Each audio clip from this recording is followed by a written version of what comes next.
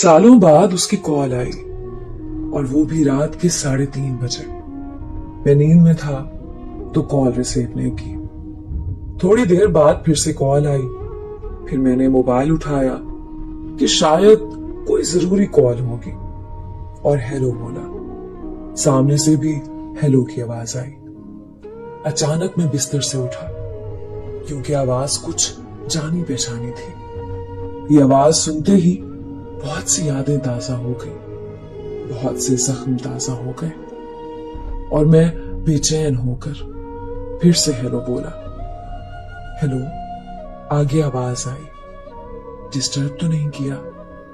मुझे भी जवाब देते हुए घबराहट सी हो रही थी कि हाँ बोलूं या ना। कुछ समझ नहीं आ रहा था। मेरे दिल में सवालों का समंदर घूमने लगा कि आखिर क्यों इतने सालों बाद मेरी याद आ गई। मैंने हिम्मत करके बोला, नहीं, बोलो। उसने कहा, कैसे हो? मैंने कहा, ठीक। और तुम?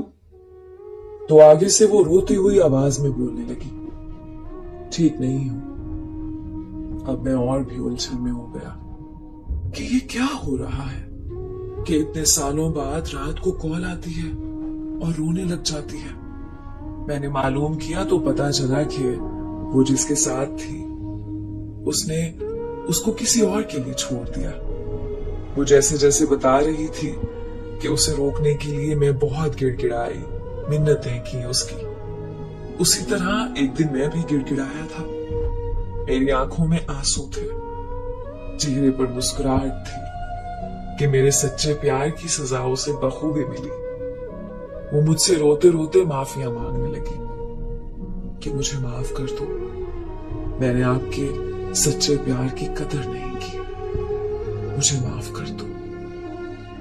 मेरी आंखों में आंसू आ गए और कहा, मैंने तुम्हें माफ कर दिया है। फिर उसने मुझसे पूछा, क्या तुम मुझे अपना पाओगे? ये सवाल सुनते ही मुझे वो रात याद आ गई जिस रात उसने मुझे ठुकराया था किसी और के लिए।